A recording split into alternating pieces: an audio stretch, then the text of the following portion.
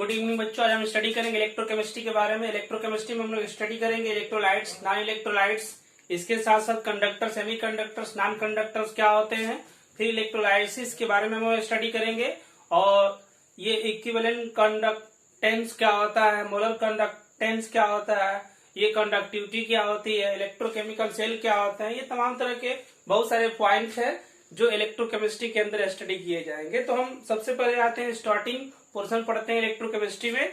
ये क्या है इलेक्ट्रोकेमिस्ट्री का पॉइंट, जैसे हम ये देखते हैं कि जितने सब्सटेंस होते हैं उन सब्सटेंसों को दो कैटेगरी में डिवाइड किया गया है उनके सॉल्युबिलिटी के बेस पर। क्योंकि सब्सटेंस जो होते हैं कुछ ऐसे भी होते हैं जो वाटर सॉल्युबल होते हैं, कुछ ऐसे होते हैं जो वाटर में सॉल्युबल नहीं होते हैं, तो उसके बेस पर उसको दो कैटेगरी में डिवाइड किया गया है।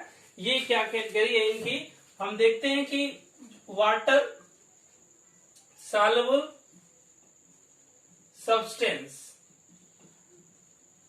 है ना, वाटर सॉल्युबल सब्सटेंस जो होते हैं ये क्या होते हैं और इलेक्ट्रोलाइट्स या नॉन इलेक्ट्रोलाइट्स में आते हैं।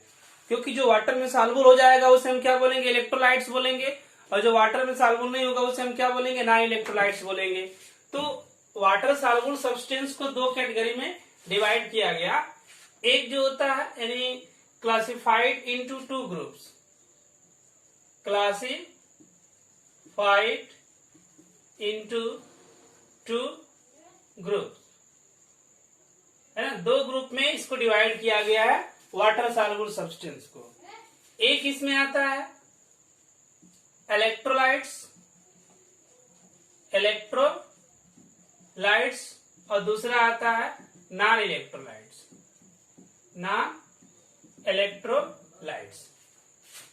अब ये इलेक्ट्रोलाइट्स और नॉन इलेक्ट्रोलाइट्स क्या होंगे, पता है कि कोई भी सब्सटेंस हम लेते हैं अगर वो वाटर में सॉल्युबल हो जाता है तो उसे हम इलेक्ट्रोलाइट्स बोलते हैं, वाटर में सॉल्युबल नहीं होता उसे हम क्या बोलते हैं, नॉन इलेक्ट्रोलाइट्स बोलते हैं। हम देखते हैं कि इलेक्ट्रोलाइट्स होगा वो क्या होगा, इन दोनों में कंपैरिजन देखते हैं। जैसे हम आते हैं इलेक्ट्रोलाइट्स के बारे में हम स्टडी करते हैं, इलेक्ट्रोलाइट्स है ना, जो इलेक्ट्रोलाइट्स होता है ये इलेक्ट्रोवैलेंट सब्सटेंस होते हैं। कैसे सब्सटेंस है, इलेक्ट्रोवैलेंट सब्सटेंस है ना, दीज आर इलेक्ट्रोवैलेंट सब्सटेंस होते हैं। और क्या करते हैं, electrolytes gives ion in solution. ये सॉल्यूशन के अंदर क्योंकि इलेक्ट्रोवैलेंट है, आयनाइज होंगे तो क्या देंगे, आयन देंगे। आयन्स कंडक्ट इलेक्ट्रिक करंट, और जब आयन प्रोड्यूस होगा सॉल्यूशन के अंदर तो क्या होगा, इलेक्ट्रिक करंट को कंडक्ट करेगा। तो आयन्स कंडक्ट इलेक्ट्रिक करंट है ना, जो इलेक्ट्रिक करंट होगी उसको कंडक्ट करने का काम कौन करेंगे, आयंस करेंगे। इसके अतिरिक्त जो इलेक्ट्रोलाइट्स होते हैं, और electrolytes are two types, these are two types. इनके दो टाइप्स क्या होते हैं, एक होता है स्ट्रॉन्ग इलेक्ट्रोलाइट्स और दूसरा क्या होता है, वीक इलेक्ट्रोलाइट है ना। इसको भी डिवाइड किया गया दो कैटेगरी में, एक आता है स्ट्रॉन्ग इलेक्ट्रोलाइट और दूसरा क्या होता है, वीक इलेक्ट्रोलाइट्स।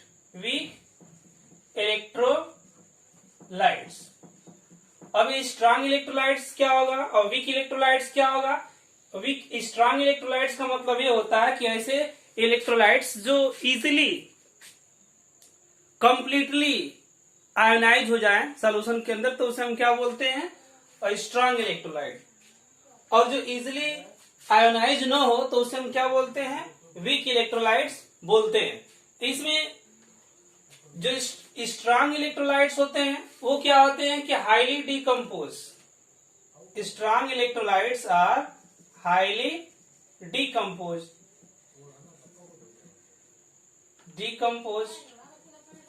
ये हाईली डिकम्पोज होते हैं। और जो वीक इलेक्ट्रोलाइट्स होते हैं ये क्या होते हैं, वीकली डिकम्पोज, यानी कंप्लीटली डिकम्पोज्ड नहीं होते हैं। इसमें स्ट्रॉन्ग इलेक्ट्रोलाइट्स में इसके अतिरिक्त जो स्ट्रांग इलेक्ट्रोलाइट्स है, इसके बहुत सारे एग्जाम्पल आपको मिलेंगे। स्ट्रांग इलेक्ट्रोलाइट्स और वीक इलेक्ट्रोलाइट के एग्जाम्पल आपको मिलेंगे।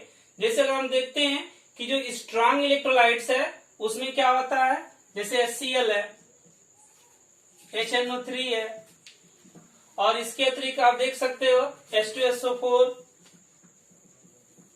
HBr, ये क्या है, एसिड है, जो क्या है, स्ट्रांग इलेक्ट्रोलाइट का काम करते हैं। उसके बाद बहुत सारे बेस भी होंगे, जैसे NaOH होगा, KOH होगा, CaOH ट्वाइस होगा। ये सब क्या है, स्ट्रांग इलेक्ट्रोलाइट्स हैं जो बेस है। इसके अंदर कुछ साल्ट भी आते हैं, जैसे मान लो NaCl आ गया, KCl आ गया, और इसके अतिरिक्त NaNO3 आ गया, सोडियम नाइट्रेट। ये सब क्या है, साल्ट हैं लेकिन स्ट्रांग इलेक्ट्रोलाइट है ना। तो इस तरीके से ये हाईली डिकम्पोज होते हैं, जो स्ट्रांग इलेक्ट्रोलाइट का काम करते हैं। ये आयन प्रोड्यूस करते हैं सॉल्यूशन के अंदर, इसलिए इलेक्ट्रिसिटी क्या करते हैं, कंडक्ट करती है इस सॉल्यूशन के अंदर, इनके सॉल्यूशन के अंदर। उस पर हम आते हैं वीक इलेक्ट्रोलाइट्स। ये वीकली डिकम्पोज होते हैं। जैसे एग्जाम्पल इसका अगर देखा जाए तो एसिड में जैसे H2SO3 होगा, सल्फ्यूरस एसिड ये आ सकता है। सल्फ्यूरस एसिड के बाद कुछ ऑर्गेनिक एसिड होते हैं, क्या होते हैं, सम ऑर्गेनिक एसिड, जो क्या होते हैं, एक वीक इलेक्ट्रोलाइट का काम करते हैं। इसके अतिरिक्त पिरिडीन आता है, पिरिडीन है। पिरिडीन के अतिरिक्त एक आता है आपका NH4OH, जो ये क्या है, वीक बेस है। और इसके अतिरिक्त HgCl2 ये साल्ट है, और lead acetate CH3COO twice Pb ये साल्ट है, जो क्या है, वीक इलेक्ट्रोलाइट का काम करते हैं। तो इस तरीके से हम क्या देख रहे हैं, ये वीक इलेक्ट्रोलाइट होते हैं। जो इलेक्ट्रिसिटी होती है, इलेक्ट्रिक करंट होता है, स्ट्रॉन्ग इलेक्ट्रोलाइट में बहुत फास्ट फ्लो करता है, और वीक इलेक्ट्रोलाइट में क्या होगा, स्लोली फ्लो करेगा। उसके अतिरिक्त कुछ पॉइंट हैं इसमें। जैसे ये पॉइंट क्या है कि जो हेनरी कैवेंडिश थे, हेनरी कैवेंडिश, उन्होंने इन्वेस्टिगेट किया था conduction of electricity bye solution in salt in water. क्योंकि जो साल्टी वाटर होता है उसके अंदर इलेक्ट्रिसिटी का जो कंडक्शन है उसके बारे में फर्स्टली जो बताया गया था हेनरी कैवेंडिश के द्वारा बताया गया था। हेनरी कैवेंडिश ने बताया था कि जो इलेक्ट्रिसिटी होती है किसी साल्ट सोल्यूशन में उनके आयनों के द्वारा ये क्या करती है, कंडक्ट करती है। और इसको बाद में डेवी और फैराडे, आर्हेनियस और ओस्टवाल्ड ने उसको बहुत आगे से एक्सप्लेन किया, और बहुत अच्छे इन लोगों ने क्या दिया, फार्मूले बनाए जिसके द्वारा इलेक्ट्रिसिटी कैसे कंडक्ट करती है उसके बारे में हम जान सकते हैं। तो इस तरीके से नोटेबल पॉइंट था कि जो हेनरी कैवेंडिश थे investigated the conduction of electricity. Henry Cavendish है ना, Henry Cavendish investigated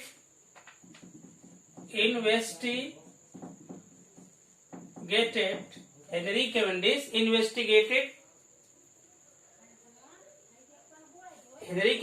investigated the conduction of electricity. The conduction of electricity by solution by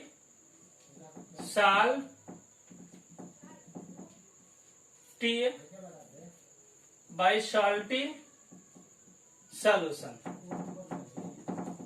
इस साल्टी सॉल्यूशन के अंदर इलेक्ट्रिसिटी कैसे कंडक्ट करती है, और इसको हेनरी कैवेंडिश ने पहली बार ऑब्जर्व किया था। लेटर ऑन डेवी है ना, जो साइंटिस्ट हैं, Davy, Faraday,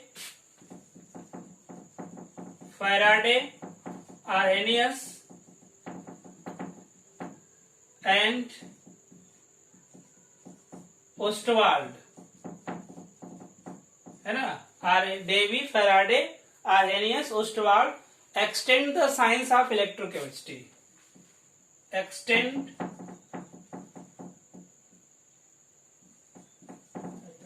the science of electrochemistry. ये इलेक्ट्रोकेमिस्ट्री को आगे बढ़ाने का जो काम था ये डेवी, फेराडे और हेनियस ओस्टवाल्ड ने किया था। तो अब हम आते हैं जो कंडक्शन होता है, ये हम देखते हैं कि जैसे इलेक्ट्रोलाइटिक जो कंडक्शन होता है तो दो तरीके का होता है। जैसे एक होता है मेटालिक कंडक्शन और एक होता है इलेक्ट्रोलाइटिक कंडक्शन। अब मेटालिक कंडक्शन क्या होता है? जो मेटालिक कंडक्शन होता है electric current flow bye movement of electron, है ना। मेटल के अंदर क्या होता है? जो इलेक्ट्रिक करंट होती है वो इलेक्ट्रॉनों के मूवमेंट के थ्रू फैलती है, प्रोपोगेट करती है।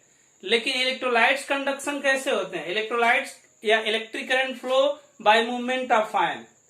तो ये हम देखते हैं, आगे स्टडी करते हैं। और हम आते हैं जो मेटालिक कंडक्शन होता है, इलेक्ट्रोलाइटिक कंडक्शन होता है, इन दोनों में क्या डिफरेंस होता है ये हम देखते हैं, स्टडी करते हैं। तो जो मेटालिक कंडक्शन होता है, मेटालिक कंडक्शन में क्या होगा कि electric current flow bye movement of electron. इसमें क्या होगा? Electric current flow bye movement of electron, यानी इलेक्ट्रॉनों के मूव करने से क्या होता है? मेटालिक कंडक्शन होता है, इसमें इलेक्ट्रिक करंट फ्लो करती है। और इसमें क्या होगा? Electric current flow by electric current flow bye movement of ions, यानी आयनों के मूव करने से इलेक्ट्रोलाइटिक कंडक्शन होगा, यानी इलेक्ट्रिक करंट उसमें क्या करती है? फ्लो करेगी। और इसमें क्या होता है कि जो मेटालिक कंडक्शन होता है, नो केमिकल चेंज आकर, नो केमिकल चेंजेस आकर, इसमें कोई केमिकल चेंजेस नहीं होते हैं मेटालिक कंडक्शन में। लेकिन इसमें क्या होता है कि ion are oxidise, ions are oxidised are reduced, यानी इसमें क्या होगा? केमिकल चेंजेस होगा। जो आयंस होंगे या तो ऑक्सीडाइज होंगे या क्या होंगे? रिड्यूस होंगे। एट उसके अतिरिक्त कहां रिड्यूस होते हैं? एट इलेक्ट्रोड, एट इलेक्ट्रोड, है ना। इलेक्ट्रोड पर आयन या तो ऑक्सीडाइज होंगे या तो क्या होंगे? रिड्यूस होंगे। दूसरी चीज ये है कि जो मेटालिक कंडक्शन होता है और it does not involve the transfer of any matter, it does not involves the transfer of any matter, यानी इसमें किसी भी मैटर का ट्रांसफर नहीं होता है। लेकिन इसमें क्या होता है?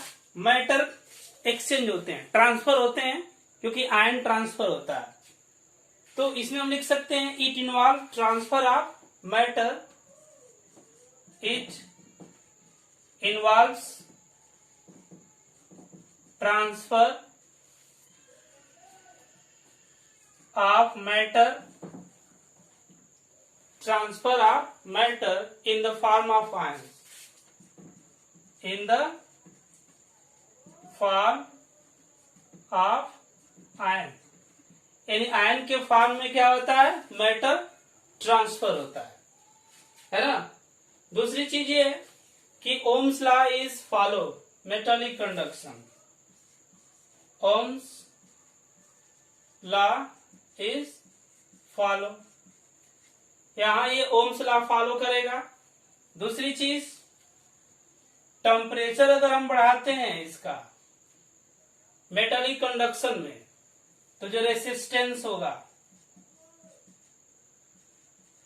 वो ज्यादा हो जाएगा, और रेसिस्टेंस ज्यादा होगा तो इलेक्ट्रिक करंट क्या होगी, कम मिलेगी टेम्परेचर बढ़ाने पर मेटालिक कंडक्शन में। और दूसरी चीज फैराडे लॉ,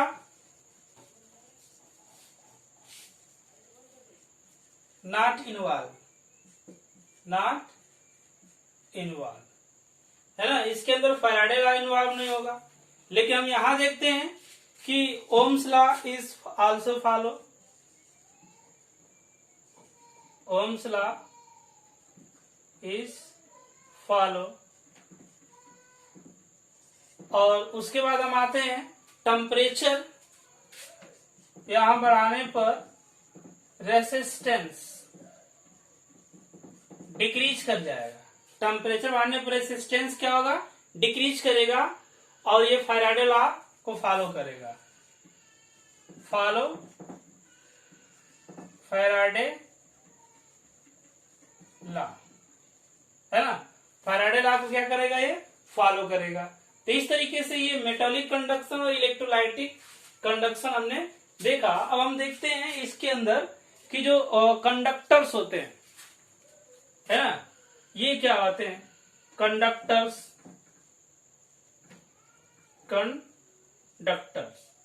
है ना, कंडक्टर्स क्या होते हैं, which allow the electric current to flow through it, which allow the electric current flow through it, यानी इसके अंदर क्या होगा, इलेक्ट्रिक करंट क्या हो सकती है, फ्लो कर सकती है। दूसरी ये करती है, वो कंडक्टर कहलाते हैं। और it is two types, conductors जो होते हैं दो टाइप के होते हैं, इट इज टू टाइप्स। अब टू टाइप्स के कंडक्टर कौन होते हैं, एक होता है मेटालिक कंडक्टर और दूसरा होता है आयनिक कंडक्टर, है ना। एक होगा मेटालिक कंडक्टर और दूसरा होता है आयनिक कंडक्टर्स होता है ना। कंडक्टर दो टाइप के हो जाएंगे, मेटालिक कंडक्टर और आयनिक कंडक्टर। जो मेटालिक कंडक्टर होगा और free electron carry the electric current, इसमें क्या होगा, free electron carry the electric current, यानी मेटालिक कंडक्टर में फ्री इलेक्ट्रॉन होते हैं जो इलेक्ट्रिक करंट को क्या करते हैं, कैरी करते हैं। ये इसका एग्जाम्पल क्या हो सकता है, जैसे एल्यूमिनियम हो गया, कॉपर हो गया, आयरन हो गया, गोल्ड हो गया, ये इसमें आते हैं। और इसमें क्या होता है, आयनिक कंडक्टर में ions carry the electric current, है ना। इसमें क्या होंगे, आयंस जो होंगे इलेक्ट्रिक करंट को कैरी करेंगे। जैसे एग्जांपल के तौर पर हम ले सकते हैं एक्वस NaCl, एक्वस AgNO3, ये भी आप ले सकते हो, एक्वस KNO3 ले सकते हैं, KNO3 ले सकते हैं। ये क्या कर सकते हैं, आयनिक कंडक्टर का कार्य करते हैं। दूसरी चीज एक आता है सेमी कंडक्टर, सेमी कंडक्टर, है ना। सेमी कंडक्टर क्या होते हैं, इसमें क्या होंगे, free electron carry the electric current, है ना, free electron carry the electric current, है ना। फ्री इलेक्ट्रॉन पाए जाते हैं जो इलेक्ट्रिक करंट को क्या करते हैं, कैरी करते हैं। इसके अंदर लो कंडक्टिविटी होती है, लो कंडक्टिविटी पाई जाती है इसके अंदर। जैसे एग्जांपल में आप देखेंगे सिलिकॉन है, जर्मेनियम है, आर्सेनिक है ना, ये क्या आते हैं, सेमीकंडक्टर्स के रूप में यूज किए जाते हैं। उसके बाद एक आता है इंसुलेटर। इंसुलेटर, ये इंसुलेटर क्या होता है? वेरी लो कंडक्टिविटी, इसके अंदर बहुत लो कंडक्टिविटी मिलती है, वेरी लो कंडक्टिविटी इसके अंदर पाई जाती है, यानी बहुत ही कम मिनिमम कंडक्शन होता है। जैसे ग्लास हो गया, पॉलीथीन हो गया, है ना। इसका एग्जांपल क्या मिलेगा आपको? ग्लास, पॉलीथीन, प्लास्टिक, है ना। इसमें क्या होगा? इंसुलेटर का कार्य ये करेंगे। तो इस तरीके से हमने क्या देखा? कंडक्टर्स, मेटालिक कंडक्टर होते हैं, आयनिक कंडक्टर होते हैं, फिर सेमी कंडक्टर और इंसुलेटर के बारे में हम लोग स्टडी किया। और स्टडी करते हैं इलेक्ट्रो लाइसिस क्या होता है, इसके बारे में हम स्टडी करेंगे। इलेक्ट्रो लाइसिस, है ना। इलेक्ट्रोलाइसिस क्या होता है इसके बारे में हम स्टडी करते हैं। तो इलेक्ट्रोलाइसिस में क्या होता है कि the phenomena of decomposition of electrolyte by passing electric current is known as electrolysis. यानी अगर कोई हम इलेक्ट्रोलाइट ले रहे हैं, इलेक्ट्रोलाइट सोल्यूशन ले रहे हैं, और उस इलेक्ट्रोलाइट सोल्यूशन में इलेक्ट्रिक करंट फ्लो करा के यदि उसमें कोई प्रोसेस हो रहा है जो इलेक्ट्रिक करंट को केमिकल करंट में चेंज कर देता है, तो उसमें अगर कोई प्रोसेस होता है तो उसे हम क्या बोलते हैं? इलेक्ट्रोलाइसिस बोलते हैं। तो इस तरीके से अगर इसको हम डिफाइन करते हैं इलेक्ट्रोलाइसिस को, तो the phenomena of decomposition, the phenomena of decomposition of electrolytes, decomposition of electrolyte by passing electric current, by passing electric current, by passing electric current through its solution, through its solution is known as electrolysis. Electrolysis, electrolysis है क्या? The phenomena of decomposition of electrolytes by passing electric current through its solution is known as electrolysis. और electrolysis होता है तो क्या form होते हैं? Cation और एनायन का फॉर्मेशन होता है। कहा? सॉल्यूशन के अंदर। By electrolysis, cations and anions are formed, है ना। केटायन या एनायन का क्या हो जाता है? फॉर्मेशन इसके अंदर होता है। और हम देखते हैं कि जो इलेक्ट्रोलाइटिक सेल होता है वो क्या होता है, उसके बारे में हम लोग स्टडी करते हैं। ये तो इलेक्ट्रोलाइसिस था। और हम आते हैं इलेक्ट्रोलाइटिक सेल। इलेक्ट्रोलाइटिक सेल के बारे में हम स्टडी करते हैं।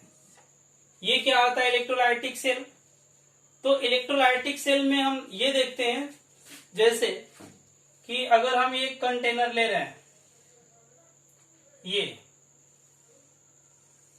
हमने लिया, इसके अंदर हमने क्या भर दिया? इलेक्ट्रोलाइट फिलअप कर दिया। इलेक्ट्रोलाइट, इसके अंदर हमने सॉल्यूशन रख दिया। इलेक्ट्रोलाइट सॉल्यूशन रखने के बाद हमने इसके अंदर 2 इलेक्ट्रोड ले लिया, है ना। 2 इलेक्ट्रोड, एक इलेक्ट्रोड ये है और दूसरा इलेक्ट्रोड ये हमने ले लिया।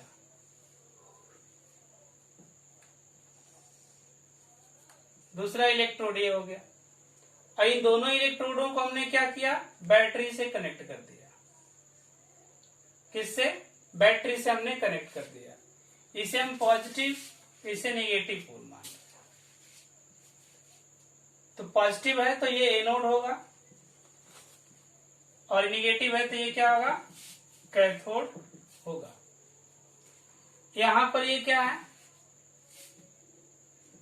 इलेक्ट्रोलाइट्स है, इसके अंदर सॉल्यूशन है। दूसरी चीज यहां पर एक्सचेंजिंग होता है आयनों का, जैसे जो पॉजिटिव होगा वो किधर जाएगा, इधर इस पर डिकम्पोज होगा, जो निगेटिव होगा वो आएगा इधर तो इस पर डिकम्पोज होगा। तो इस तरीके से, और ये इलेक्ट्रोलाइटिक सेल है, और इस इलेक्ट्रोलाइटिक सेल के अंदर क्या क्या प्रोसेस हो रहे हैं इसको हम देखते हैं, पहले स्टडी करते हैं। The process of electrolysis, the process of electrolysis carried out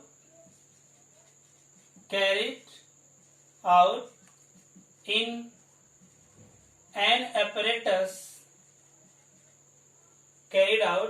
apparatus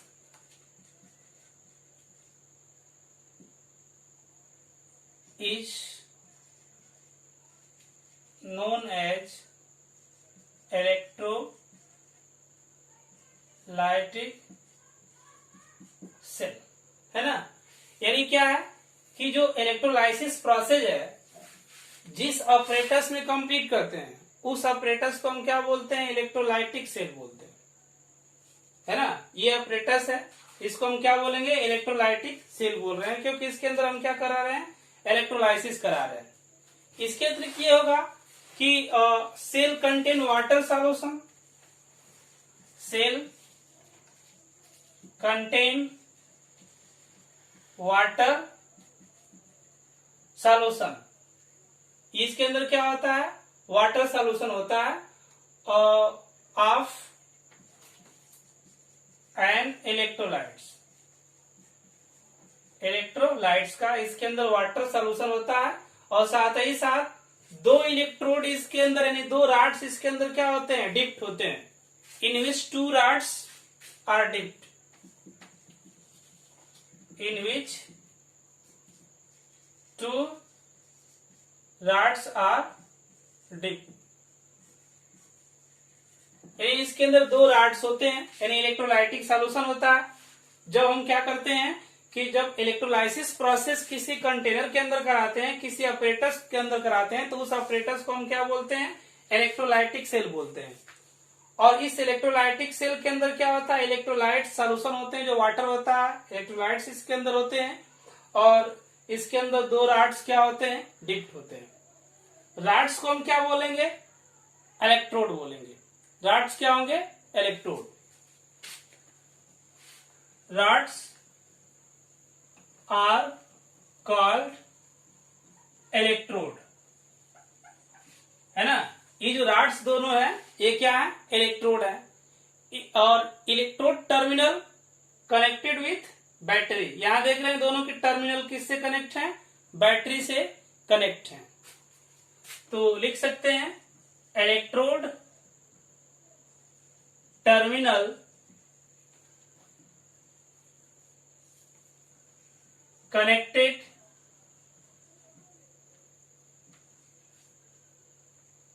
with battery, ये बैटरी से क्या होते हैं, कनेक्ट होते हैं। ये दोनों टर्मिनल, ये इलेक्ट्रोड और ये इलेक्ट्रोड, दोनों इलेक्ट्रोड कनेक्ट होते हैं। अब जो इसमें क्या होता है कि ऑक्सीडेशन होता है, एक इलेक्ट्रोड पर ऑक्सीडेशन होता है, दूसरे इलेक्ट्रोड पर क्या होता है, रिडक्शन होता है ना। एक इलेक्ट्रोड पर, क्योंकि दो इलेक्ट्रोड हैं, क्योंकि हम देख रहे हैं कि इलेक्ट्रोलाइटिक सेल हम ले रहे हैं। इलेक्ट्रोलाइटिक सेल किसे बोल रहे हैं, जब इलेक्ट्रोलाइसिस किसी ऑपरेटर्स के अंदर कराएंगे तो उस ऑपरेटर्स को इलेक्ट्रोलाइटिक सेल बोलेंगे। अब इसके अंदर इलेक्ट्रोलाइट सॉल्यूशन होता है, और इस इलेक्ट्रोलाइट सॉल्यूशन के अंदर दो राड्स होते हैं, जिसमें एक राड को हम एक इलेक्ट्रोड बोलेंगे, दूसरे राड को दूसरा इलेक्ट्रोड बोलेंगे, लेकिन दोनों का अलग अलग नाम दिया गया है उनके रिएक्शन के बेस पर। जैसे जिस इलेक्ट्रोड पर ऑक्सीडेशन होता है उसे हम क्या बोलते हैं, एनोड बोलते हैं, और जिस इलेक्ट्रोड पर रिडक्शन होता है उसे हम क्या बोलते हैं, कैथोड बोलते हैं, है ना। तो इसका मतलब कि ऑक्सीडेशन कहाँ होगा, एनोड पर होगा, और रिडक्शन कहाँ होगा, कैथोड पर होगा। तो हम राइट कर सकते हैं ऑक्सीडेशन एट एनोड, यानी ऑक्सीडेशन कहाँ होगा? एनोड पर होगा। रिडक्शन कहाँ होगा? कैथोड पर होगा। रिडक्शन एट कैथोड, यानी कैथोड जो प्लेट है, इलेक्ट्रोड है, इस पर क्या होगा? रिडक्शन होगा। जो एनोड होता है वो क्या होता है? पॉजिटिव पोल होता है। यहां देख रहे हैं, पॉजिटिव पोल होता है। जो इसका कैथोड होता है वो क्या होता है? नेगेटिव पोल होता है ना। कैथोड क्या है इसका? नेगेटिव होता है। और दूसरी चीज ये है कि अब जब हम बैटरी से कनेक्ट कर दिए हैं तो इलेक्ट्रोलाइसिस प्रोसेस स्टार्ट होगा। जब इलेक्ट्रोलाइसिस प्रोसेस होगा तो उस इलेक्ट्रोलाइसिस प्रोसेस में क्या होंगे? इलेक्ट्रोलाइट्स आयनाइज होंगे, यानी इलेक्ट्रोलाइट्स क्या बनाएंगे? आयन का फॉर्मेशन करेंगे। जब आयन का फॉर्मेशन होगा तो ये आयन्स क्या करते हैं? कैथोड और एनोड की तरफ मूव करते हैं, है ना। कैथोड और एनोड की तरफ क्या करते हैं? मूव करते हैं। तो cation moves towards, cations move towards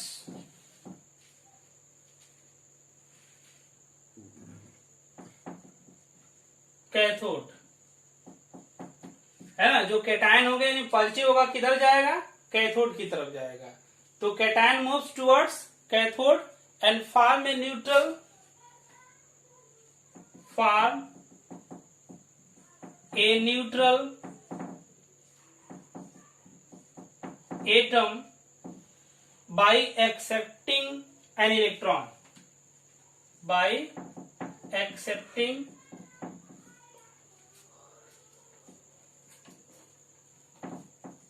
an electron, यानी इलेक्ट्रॉन को एक्सेप्ट करके क्या कर लेता है? ये एटम का फॉर्मेशन कर लेता है। और दूसरी चीज है कि जो एनायंस होंगे, anions move towards anode and form neutral atom by losing of electron, यानी इलेक्ट्रॉन को लॉस करके क्या करता है? ये न्यूट्रल एटम में कन्वर्ट हो जाता है, नेगेटिव एनोड की तरफ मूव करता है। एज रिजल्ट क्या होता है कि जब इलेक्ट्रॉन लॉस करता है और एक इलेक्ट्रॉन क्या करता है? गेन करता है, तो इसके अंदर क्या होते हैं? केमिकल रिएक्शन टेक प्लेस होंगे, है ना, बाय एक्सचेंजिंग ऑफ क्या? आयन इन इलेक्ट्रोलाइटिक सेल, और केमिकल रिएक्शन इज ऑकर। इसके अंदर क्या होगा? केमिकल रिएक्शन स्टार्ट हो जाएगा। इसके अतिरिक्त it is non spontaneous process. जो इलेक्ट्रोलाइसिस प्रोसेस है वो क्या है? नॉन स्पॉन्टेनियस प्रोसेस है। ये नॉन स्पॉन्टेनियस प्रोसेस क्यों है? क्योंकि जब तक हम इसको बैटरी से कनेक्ट नहीं करेंगे तब तक ये क्या होगा? प्रोसेस स्टार्ट नहीं होगा, है ना। तो इसको हम क्या बोलेंगे? नॉन स्पॉन्टेनियस प्रोसेस बोलेंगे। तो it is non spontaneous process, it is non spontaneous process, है ना। ये नॉन स्पॉन्टेनियस प्रोसेस में आएगा क्योंकि जब तक हम इसको करंट नहीं प्रोवाइड करेंगे तब तक ये वर्क नहीं करने वाला है। आखिर में ये करता क्या? इलेक्ट्रोलाइटिक सेल, ये इलेक्ट्रोलाइटिक सेल क्या करता है कि it convert electrical energy into chemical energy. क्या करता है? It convert electrical energy into chemical energy. It convert electrical energy into chemical energy, है ना। ये क्या करता है? इलेक्ट्रोलाइटिक सेल की जो इलेक्ट्रिकल एनर्जी है उसको केमिकल एनर्जी में कन्वर्ट करता है। दूसरी चीज, जब इलेक्ट्रिक करंट ड्राइव करता है तो जो वैल्यू होती है ई की वो निगेटिव होती है, और डेल्टा जी की जो वैल्यू आती है वो कितना आता है? वो पॉजिटिव में आता है। है ना। ड्यूरिंग ड्राइव और रिएक्शन, जब ये इलेक्ट्रिक करंट होगा तो इलेक्ट्रिक करंट ड्राइव ए रिएक्शन,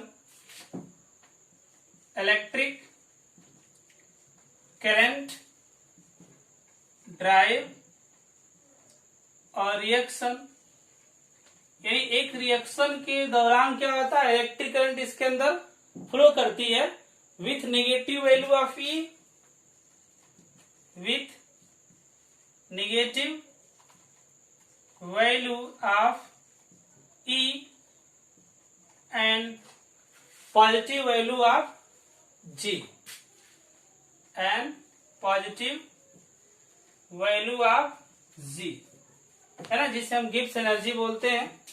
तो इस तरीके से ये क्या है, और एक इलेक्ट्रोलाइटिक सेल होता है। इस इलेक्ट्रोलाइटिक सेल को हम बता चुके हैं अभी कि जब किसी ऑपरेटस के अंदर इलेक्ट्रोलाइसिस कराते हैं तो वो ऑपरेटस पूरा क्या बोला जाता है, इलेक्ट्रोलाइटिक सेल बोला जाता है। इस इलेक्ट्रोलाइटिक सेल के अंदर हम क्या करते हैं कि दो इलेक्ट्रोडों को, यानी दो राड को रखते हैं, जो इलेक्ट्रोड बोले जाते हैं। इसमें एक एनोड होता है, दूसरा क्या होता है, कैथोड होता है।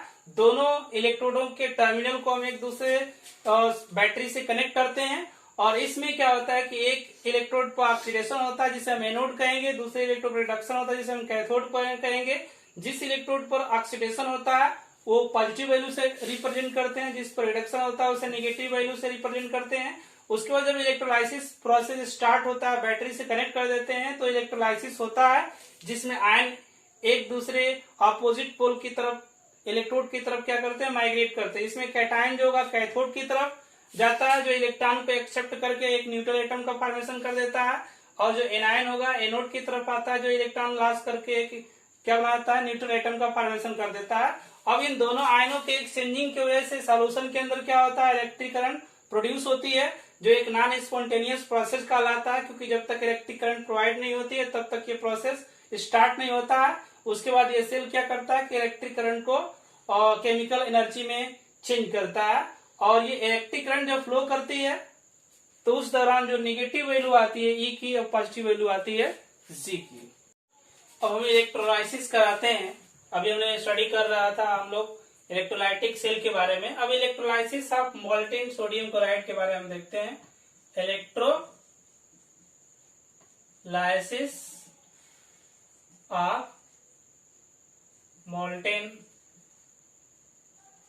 NaCl, है ना, इसको हम देखते हैं, स्टडी करते हैं। तो जब इसको हम स्टडी करते हैं, जो NaCl लेते हैं मोल्टेन अवस्था में, ये डिकम्पोज होता है किसमें, Na पॉजिटिव और Cl नेगेटिव में डिकम्पोज हो जाता है, जिसमें 2Cl नेगेटिव होगा। ये क्या करता है कि इलेक्ट्रॉन को लॉस कर लेता है। इलेक्ट्रॉन लॉस करने का मतलब ऑक्सीडेशन होना, और ये कहां पर होगा, एनोड पर होगा, कंप्लीट होगा। दूसरा है जो Na है, सोडियम है, ये इलेक्ट्रॉन को एक्सेप्ट करता है और बनाता है ये सोडियम न्यूट्रल एटम। ये इलेक्ट्रॉन एक्सेप्ट कर रहा है, रिडक्शन हो रहा है, तो इसका मतलब ये कहाँ होगा, कैथोड पे होगा। हमने बताया था कि जब आयन बनते हैं इलेक्ट्रोलाइटिक सेल के अंदर, ये आयन बन चुके हैं, तो इसमें जो सोडियम है पॉजिटिव है, कैटायन है, ये कहाँ जाएगा, कैथोड पर जाएगा, जो इलेक्ट्रॉन को एक्सेप्ट करके न्यूट्रल एटम में कन्वर्ट होगा, और जो एनायन होगा वो इलेक्ट्रॉन लॉस करके न्यूट्रल एटम में कन्वर्ट हो जाएगा। और it involves only one oxidation and one reduction reaction, यानी जब मोल्टेन अवस्था में NaCl है तो उसमें केवल एक ऑक्सीडेशन होगा और एक रिडक्शन होगा, है ना। This involves only one oxidation, only one oxidation and only one reduction reaction। यानी इसके अंदर एक ऑक्सीडेशन प्रोसेस होगा और एक ही क्या होगा, रिडक्शन प्रोसेस होगा। लेकिन अगर हम एक्वस सोडियम क्लोराइड ले लेते हैं, ये मोल्टेन अवस्था में था, अगर एक्वस सोडियम क्लोराइड में लेंगे तो दो ऑक्सीडेशन होगा और दो रिडक्शन, हाफ रिएक्शन इसमें इसके अंदर कंप्लीट होंगे। Electrolysis of aqueous sodium chloride को अगर देखते हैं, electrolysis of aqueous sodium chloride, है ना। अगर एक्वस सोडियम क्लोराइड सॉल्यूशन अगर लेते हैं और इसका हम क्या कराते हैं, इलेक्ट्रोलाइसिस कराते हैं, तो इसमें क्या होगा, 2 oxidation and 2 reduction half reaction must be consider. 2 oxidation and 2 reduction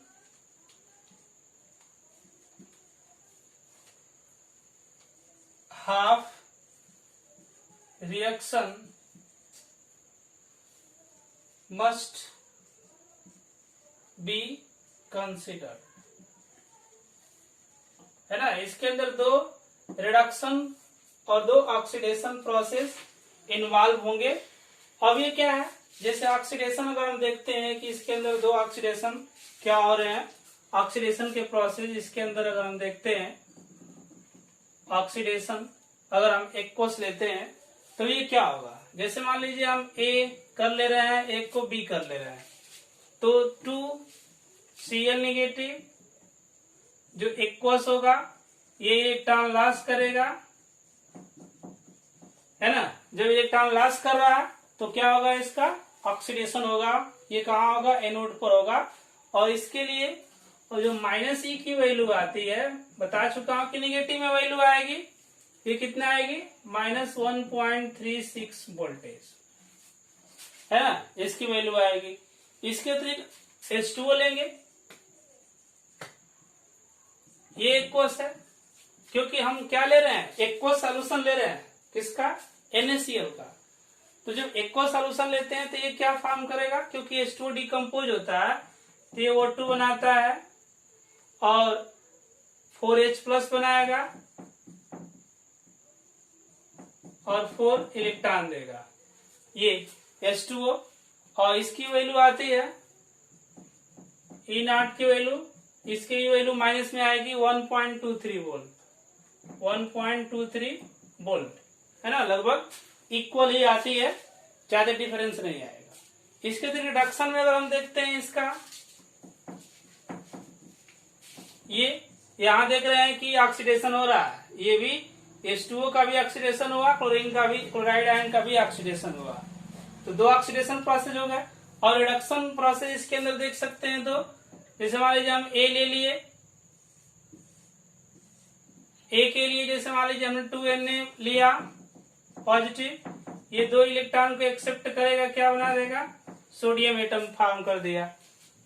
उसके बाद हम ले रहे हैं यहाँ पर H2O ले रहे हैं, 2H2O ये ले रहे हैं, तो ये डिकम्पोज होगा तो क्या बनाएगा, H2 प्लस 2OH नेगेटिव का फॉर्मेशन करेगा, है ना। तो यहाँ पर हम क्या देख रहे हैं कि जब ये इलेक्ट्रॉन लेगा तो क्या बना देगा, 2OH माइनस और H2 एटम का फॉर्मेशन करेगा। और यहाँ पर जो E0 की जो वैल्यू आएगी वो कितना आएगा, -2.71 वोल्ट, और इसका होगा 0.83 वोल्टेज, है ना। तो इस तरीके से ये क्या है, 2 रिडक्शन और 2 ऑक्सीडेशन प्रोसेस इसके अंदर कंप्लीट हो रहे हैं। इसके अतिरिक्त electropotential of A and B quite similar, A और बी का जो इलेक्ट्रोड पोटेंशियल है वो क्वाइट सिमिलर होगा। दूसरी चीज ये है कि हम ऑब्जर्व किए हैं प्रोडक्ट को अगर ऑब्जर्व करते हैं तो इसमें जो एनोड है, एनोड पर Cl2 प्रोड्यूस होता है, नॉट O2।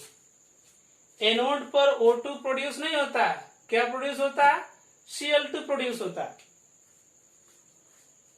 है ना। ये क्वेश्चन है काफी इंपॉर्टेंट, और ड्यू टू ओवर वोल्टेज, है ना, ओवर वोल्टेज की वजह से एनोड पर Cl2 प्रोड्यूस होता है, नॉट ऑक्सीजन। यानी ऑक्सीजन प्रोड्यूस नहीं होता है एनोड पर। इलेक्ट्रोलाइसिस जब कराते हैं aqueous solution of H2O NaCl का, तो जब NaCl का एक्वस सॉल्यूशन लेते हैं तो हमको तो 2 ऑक्सीडेशन और 2 रिडक्शन प्रोसेस मिलेगा, लेकिन जो क्लोरीन गैस है वो तो एनोड पर प्रोड्यूस होगी, लेकिन ऑक्सीजन एनोड पर प्रोड्यूस नहीं होगा ड्यू टू ओवर वोल्टेज की वजह से, है ना। ओवर वोल्टेज को भी हम समझेंगे अभी।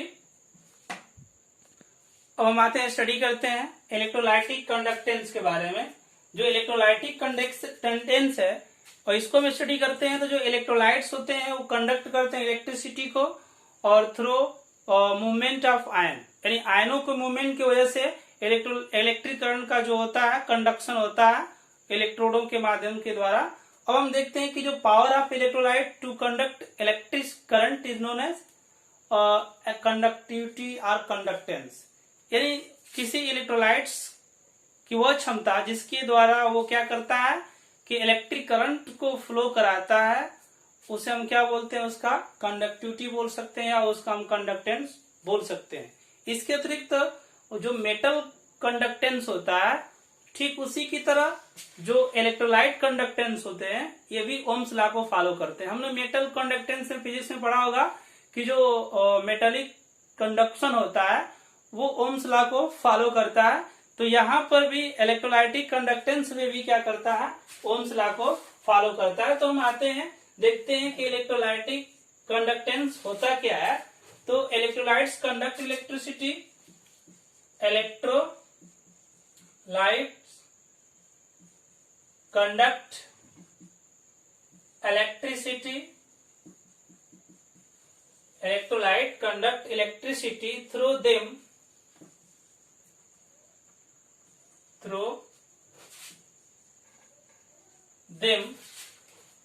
by movement of ion, by movement of ions to the electrode, to the electrodes, है ना। यानी इलेक्ट्रिसिटी जो कंडक्ट करती है वो जो आयन मूव करते हैं इलेक्ट्रोड की तरफ उसकी वजह से होती है। दूसरी चीज इसमें आते हैं, कंडक्टेंस होता क्या है, the power of electrolytes, the power of electrolytes to conduct electricity, to conduct electricity is called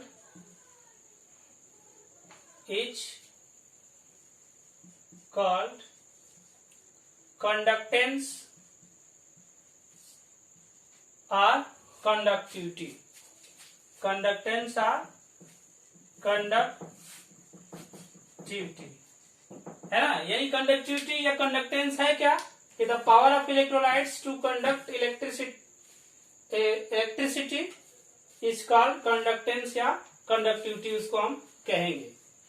उसके अतिरिक्त यह है कि like metal electrolytes also obey Ohm's law, like metals electrolytes also obey Ohm's law। ये जो ओम्स लॉ है, जिस तरह से मेटालिक कंडक्शन में ओम्स लॉ को फॉलो किया जाता है, ठीक उसी तरह इलेक्ट्रोलाइट कंडक्शन में भी ये ओम्स लॉ फॉलो करता है। अब इसमें हम देखते हैं कि अगर हम करंट आई लेते हैं, इफ करंट को हम किससे रिप्रेजेंट करते हैं, आई से रिप्रेजेंट करते हैं, और potential difference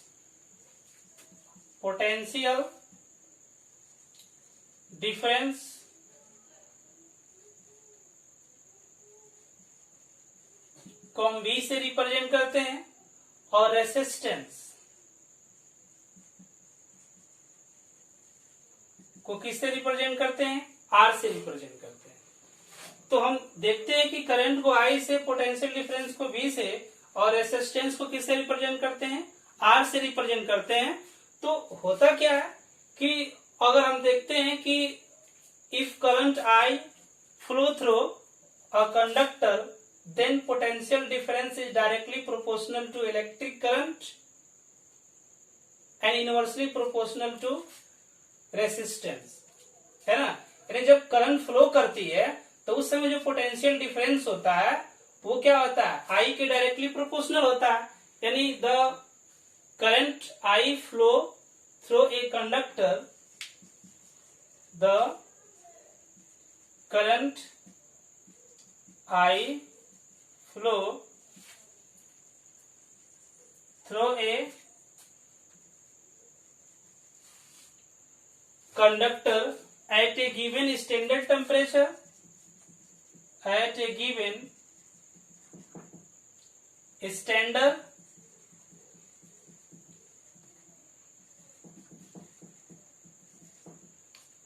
temperature is directly proportional to the, is directly proportional to the potential difference, potential difference V and inversely proportional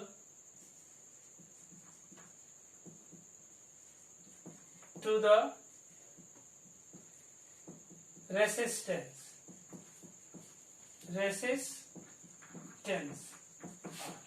है ना। ये ओम्स लॉ है।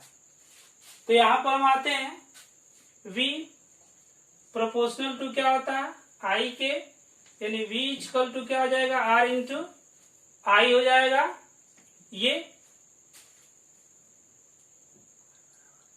तो यहां पर आपका वैल्यू आएगी I, कितना आ जाएगा, V अपॉन R, है ना। तो ये क्या हो गया कि जो इलेक्ट्रिक करंट हो गई जो फ्लो कर रही है किसी कंडक्टर के अंदर, वो पोटेंशियल डिफरेंस के डायरेक्टली प्रोपोर्शनल हो गया और रेसिस्टेंस के क्या हो गया, इनवर्सली प्रोपोर्शनल हो गया। इसका मतलब ये है कि अगर रेसिस्टेंस ज्यादा होगा तो इलेक्ट्रिक करंट क्या हो जाएगी, कम हो जाएगी, है ना। इफ आर मैक्सिमम होगा, रेसिस्टेंस अगर कंडक्टर के अंदर ज्यादा होगा तो जो आई की वैल्यू होगी वो क्या आ जाएगी, कम आ जाएगी। इलेक्ट्रिक करंट क्या होगा, कम फ्लो करेगा। उसके बाद हम आते हैं कि जो रेसिस्टेंस आर होता है, और the resistance R of a conductor is directly proportional to the length L and inversely proportional to the area of its cross section, है ना। यानी हम ये देखते हैं कि जो इसमें आते हैं स्पेसिफिक रेसिस्टेंस में, है ना। जो स्पेसिफिक रेसिस्टेंस होता क्या है उसे हम देखते हैं। स्पेसिफिक रेसिस्टेंस में आते हैं स्पेसिफिक रेसिस्टेंस, है ना। स्पेसिफिक रेसिस्टेंस ये क्या होता है, यहां पर हम देखते हैं। क्योंकि हम जानते हैं कि अगर कोई कंडक्टर हम ले दें, कोई कंडक्टर, तो उसमें जो आर होता है रेसिस्टेंस प्रोपोर्शनल टू एल होता है लेंथ के, यानी लेंथ जितनी अधिक होगा कंडक्टर का रेसिस्टेंस उतना ही ज्यादा लगेगा। दूसरी चीज है R inversely proportional to cross section A के है, यानी वायर जितना ही मोटा लेंगे रेसिस्टेंस कम होगा, वायर पतला करेंगे यानी एरिया क्रॉस सेक्शन कम होगा तो रेसिस्टेंस क्या होगा, ज्यादा लगने लगेगा। तो इसको हम लेते हैं R proportional to L upon क्या आ जाएगा, ए हो जाएगा, यानी आर ये प्रोपोर्शनलिटी हटाते हैं तो क्या लग जाएगा, रो एल अपॉन ए, है ना। रो एल अपॉन ए हो जाएगा। अब रो की वैल्यू फाइंड करते हैं तो रो कितना हो जाएगा आपका, और ये आपका आ जाएगा R into A upon L, A upon L, इतना आ गया, है ना। इसकी वैल्यू रो की वैल्यू आ गई, where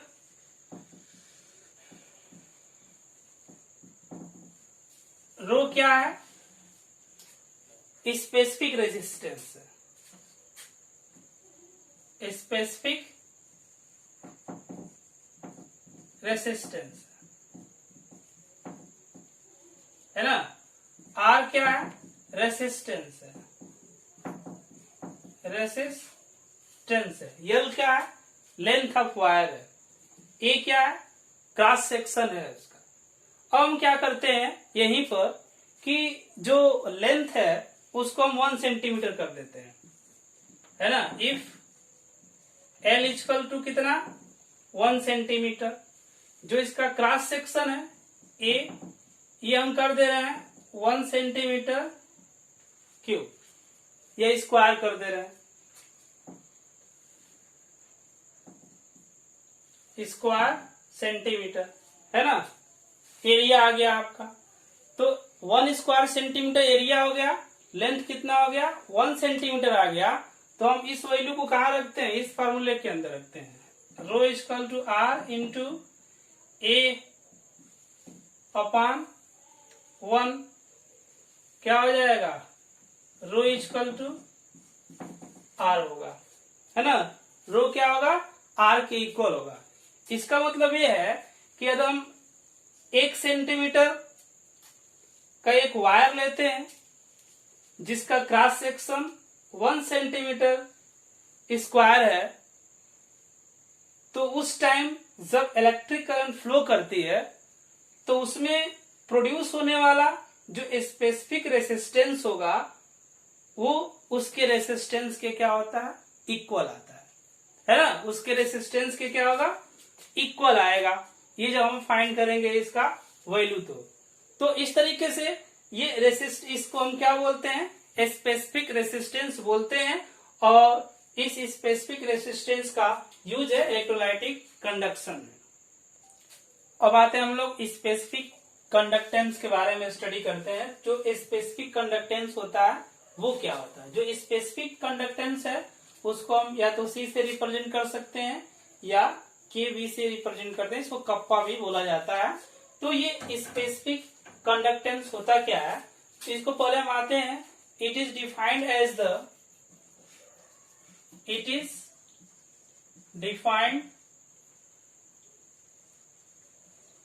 as the conductance of 1 centimeter,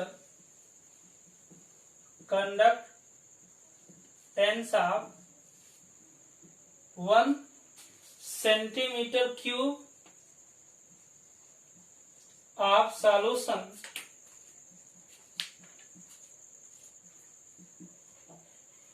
is called specific conductance, is called specific conductance. यानी स्पेसिफिक कंडक्टेंस होगा क्या? जैसे हम ले रहे हैं ये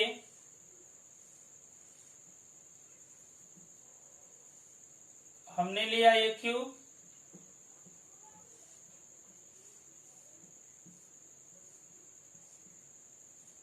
ये ले लिया जिसका लेंथ इधर 1 सेंटीमीटर है और ये भी कितना है? 1 सेंटीमीटर, है ना। ये भी 1 सेंटीमीटर है, ये भी 1 सेंटीमीटर है।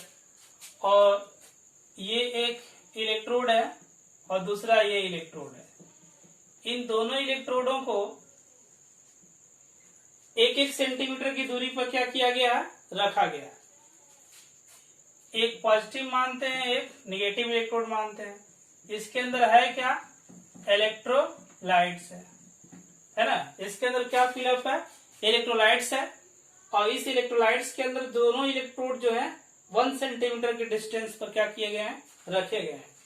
तो ये स्पेसिफिक कंडक्टेंस, इसके अंदर हम बोलेंगे कि स्पेसिफिक कंडक्टेंस क्या होता है कि जब 1 सेंटीमीटर की दूरी पर 2 इलेक्ट्रोडों को लेते हैं, है ना। 1 सेंटीमीटर की दूरी पर 2 इलेक्ट्रोडों को लेते हैं और उसके अंदर इलेक्ट्रोलाइट सॉल्यूशन भरा हुआ है, उस समय उसका जो कंडक्टेंस कहलाता है इस सॉल्यूशन का, वो क्या बोला जाएगा?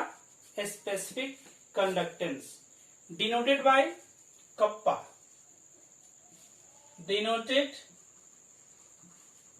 बाय केबी, जिसको हम क्या लिखते हैं, कप्पा बोलते हैं। यानी कप्पा से इसको क्या करते हैं, डिनोट करते हैं, रिप्रेजेंट करते हैं। अगर आते हैं मैथमेटिकली देखते हैं इसको, मैथमेटिकली इसको हम स्टडी करते हैं तो हमको ये मिलता है the reciprocal of a specific resistance of solution, the reciprocal of specific resistance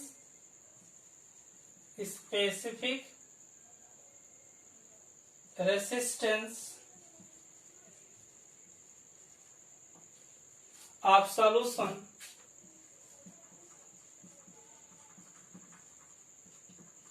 is called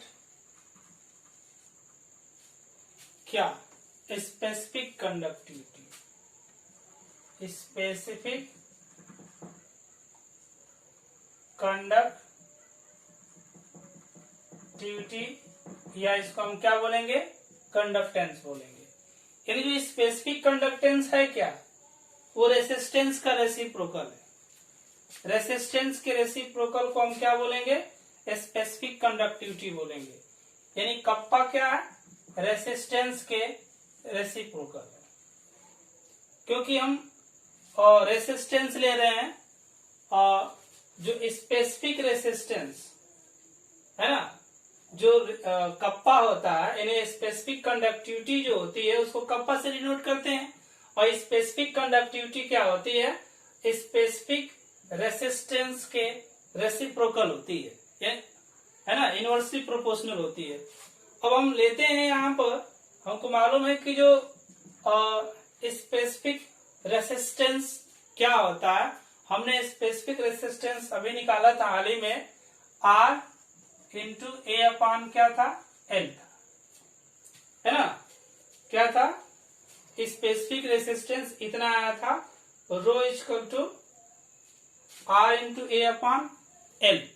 अब इस वैल्यू को यहाँ पर हम रखते हैं तो जो कप्पा की वैल्यू आ जाएगी, यानी कप्पा इक्वल टू 1 अपान, इसकी वैल्यू है R into A upon L, है ना, ये है।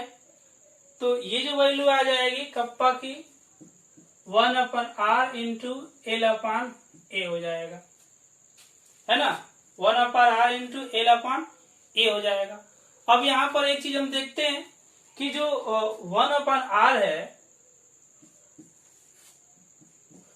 1 अपान R, इस 1 अपान R को हम क्या रिप्रेजेंट करते हैं, C से रिप्रेजेंट करते हैं। R इसको G से रिप्रेजेंट करते हैं, है ना, C से या G से रिप्रेजेंट करते हैं। ये क्या है, इलेक्ट्रिकल कंडक्टेंस है। क्या है, इलेक्ट्रिकल कंडक्टेंस है ना। G को क्या बोलते हैं, इलेक्ट्रिकल कंडक्टेंस बोलते हैं। दूसरी चीज आती है एल अपान ए, एल अपान ए। जो एल अपान ए है, इस एल अपान ए को हम क्या बोलेंगे, सेल कांस्टेंट बोलेंगे। इसको किससे रिप्रेजेंट करेंगे, जी स्टार से रिप्रेजेंट करेंगे, है ना, जी स्टार से। ये क्या है, सेल कांस्टेंट है ना, सेल कांस्टेंट है, वो क्या है, इलेक्ट्रिकल कंडक्टेंस हो गया। इसका मतलब कि जो कप्पा है, ये कप्पा इक्वल टू क्या आ गया, conductance, conductance into cell constant, है ना। यानी कप्पा इक्वल टू, इसको किससे रिप्रेजेंट करेंगे, जी इंटू क्या हो जाएगा, जी स्टार, है ना। जी इंटू जी स्टार से इसको क्या कर देंगे, रिप्रेजेंट कर देंगे, ये आ जाएगा। या सी, इसकी जगह पर हम राइट कर सकते हैं, R kappa equal to C into G star, ये हो जाएगा, है ना, कंडक्टेंस इंटू जी स्टार। अब हम क्या करते हैं कि यहाँ पर अगर एक वैल्यू और भी फाइंड की जा सकती है, जैसे हमको अगर रेसिस्टेंस दिया हो और सेल कांस्टेंट दिया है तो हम ये फार्मूला फाइंड कर सकते हैं। जैसे हमको ये क्या है, ये दे रखा है cell constant, kappa equal to 1 upon R into L upon A है। L upon A equal to क्या है, सेल कांस्टेंट वैल्यू है। तो इसका मतलब कि कप्पा इक्वल टू क्या आ जाएगा, सेल, क्योंकि इसको हम रखेंगे तो क्या आ जाएगा, cell constant upon R, resistance की वैल्यू आ जाएगी, है ना। सेल कांस्टेंट अपन क्या होगा, रेसिस्टेंस। अगर हमको सेल कांस्टेंट मालूम है, रेसिस्टेंट मालूम है, तो हम क्या फाइंड कर सकते हैं, के की वैल्यू हम निकाल सकते हैं। दूसरी चीज इसकी हम यूनिट फाइंड करना चाहेंगे, यूनिट ऑफ कप्पा वो क्या होता है उसे देखते हैं। यूनिट ऑफ कप्पा इधर हम फाइंड करते हैं, यहीं पर यूनिट ऑफ कप्पा यानी ये कितना होता है, कप्पा की यूनिट अगर हम निकालते हैं तो जो कप्पा है ये क्या दे रखा है, K equal to 1 upon R into L upon A दे रखा है। 1 अपान आर का मतलब क्या हो गया, ओम, क्योंकि जो आर है रेसिस्टेंस है, इसकी यूनिट क्या होती है, ओम होती है। और एल सेंटीमीटर, ये क्या आ जाएगा, सेंटीमीटर स्क्वायर। तो इसको हम क्या राइट कर सकते हैं, ओम यानी पर ओम हो जाएगा, और ये कितना हो जाएगा, 1 सेंटीमीटर से 1 सेंटीमीटर कैंसिल, पर सेंटीमीटर हो जाएगा। यानी कप्पा की जो यूनिट होगी पर ओम पर सेंटीमीटर होगा। और ये पर ओम पर सेंटीमीटर, यानी पर ओम को क्या बोलते हैं, सीमेन बोलते हैं, और ये सेंटीमीटर है। तो इसका मतलब कि इसको हम राइट कर सकते हैं सीमेन पर सेंटीमीटर, है ना। ये यूनिट क्या हो जाएगी कप्पा की, सीमेन पर सेंटीमीटर या ओम पर सेंटीमीटर, ये कप्पा की यूनिट आएगी। दूसरी चीज ये है कि जो सीमेन होता है, सीमेन यानी 1 सीमेन इक्वल टू होता है 1 पर ओम, है ना। 1 पर ओम का मतलब होता है 1 सीमेन। तो इस तरीके से हम क्या कर सकते हैं, ये फाइंड कर सकते हैं कप्पा की यूनिट, जो क्या है, एक प्रकार का स्पेसिफिक कंडक्टेंस है।